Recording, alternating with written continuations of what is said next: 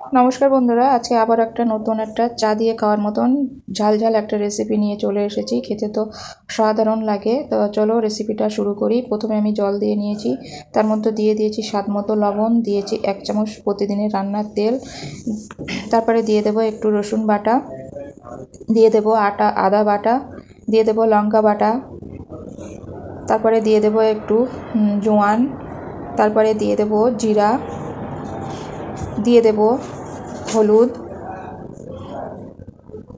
দিয়ে এবারে ভালো করে আমি জলটা ফুটিয়ে নেব। তো জলটা আমার ভালো করে ফুটে গেছে। এবারে আমি দিয়ে দেব 1 বাটি ময়দা। আপনারা চাইলে আটা কিংবা চালের গুঁড়ি দিয়েও এটা করতে পারেন। তো আজকে আমি ময়দা দিয়ে রেসিপিটা বানিয়ে দেখাবো সহজভাবে। ঝটপট তৈরি হয়ে যায়, চা বসিয়ে এক সাইডে রেসিপিটা তৈরি করে নিতে পারবেন। ঝাল ঝাল একটা রেসিপি, খেতে কিন্তু অসাধারণ লাগে। তো আমি এবারে ময়দাটা ভালো করে নাড়াচাড়া করে একটা ডো বানিয়ে নেব। একটু ভালো করে নাড়াচাড়া করতে হবে যেন কাঁচা ভাবটা না থাকে। তো ডোটা আমার প্রায় রেডি হয়ে গেছে। এবারে আমি ডোটা নামিয়ে নেব। তারপরে এতে নামানোর আগে দিয়ে দেব কিছুটা ধনেপাতা কুচি। ধনেপাতা কুচিটা দিলে রেসিপিটা খেতে আরও সুন্দর লাগবে। তো আমার ময়দার ডোটা পুরোপুরি রেডি হয়ে গেছে। এবারে আমি একটা গামলার ভিতরে নামিয়ে নেব, নিয়ে হালকা একটু ঠান্ডা করে নেব। হালকা ঠান্ডা করে নিয়ে আমি একটা গ্লাসের সাহায্যে আমি ডোটা একটু ভালো করে একটু ম্যাশ করে নিচ্ছি। এবারে আমি হাতের সাহায্যে ভালো করে ডোটা এবারে সুন্দর করে মাখিয়ে নেব। একটু ভালো করে মাখাতে হবে। তা ডোটা আমার মাখানো হয়ে গেছে। এবারে আমি আবারও একটু ভালো করে একটু মাখিয়ে নিয়েছি। দেখুন কত সুন্দর হয়েছে। তারপরে আমি একটু লেচি নিয়ে আমি একটা বড় রুটি বানিয়ে নেব।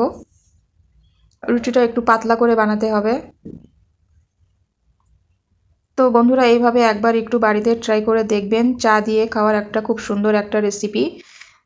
এটাকে আপনারা পিঠাও বলতে পারেন, ঝাল ঝাল পিঠার রেসিপি, কিংবা চা দিয়েও আপনারা খেতে পারেন এটা। তো আমি একটা কৌটার ঢাকনা নিয়ে নিয়েছি। কৌটার ঢাকনা নিয়ে আমি গোল গোল করে একটু শেপ করে রুটিগুলো কেটে নিচ্ছি। রুটিগুলো আমার কাটা হয়ে গেছে।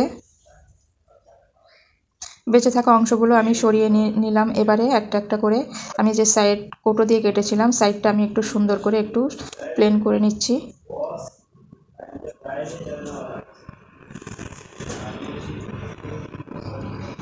তারপরে যেটা করব, ঢাকনাটা নিয়ে আমি একটা পাতার শেপ দিয়ে কেটে নেব।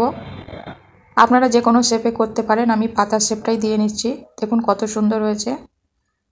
সাইডগুলো একটু সমান করে দেব।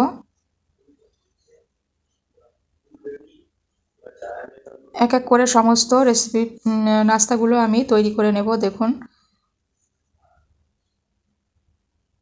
অবশ্যই একবার হলেও ট্রাই করে দেখবেন। রেসিপিটা বানানো তো একেবারে সোজা, খেতেও কিন্তু অসাধারণ লাগে চা দিয়ে। তো সমস্ত পাতাগুলো আমি তৈরি করে নিয়েছি। এটা আপনারা অনেক দিন ধরে সংরক্ষণও করে রাখতে পারেন। তো সংরক্ষণ করে রাখতে গেলে প্রথমে হালকা তাওয়াতে একটু সেঁকে নিতে হবে, নিয়ে আপনারা এটা সংগ্রহ করে রাখতে পারেন। তো আমি এটা এবারে কি করব, এক এক করে পাতাগুলো ভেজে নেব। দেখুন কতটা সুন্দর ফুলে উঠেছে। নাস্তাগুলো দেখতে যতটা সুন্দর, খেতে কিন্তু ওর থেকেও বেশি সুন্দর। বাড়িতে কোনো অতিথি এলে এইভাবে আপনারা চায়ের সাথে নাস্তাটা বানিয়ে দিতে পারেন। তো অবশ্যই একবার বাড়িতে ট্রাই করবেন। সহজ একটা সুন্দর একটা রেসিপি, ছোট বড় সকলে পছন্দ করবে। দেখুন কত সুন্দর হয়েছে নাস্তাগুলো।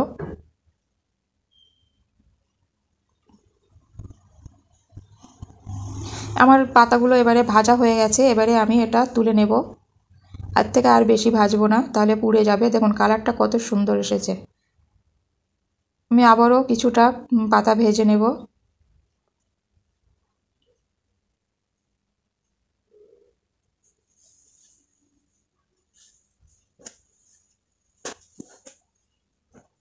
তো এগুলো আমার নাস্তাগুলো ভাজা হয়ে গেছে। এবারে আমি উঠিয়ে নেব।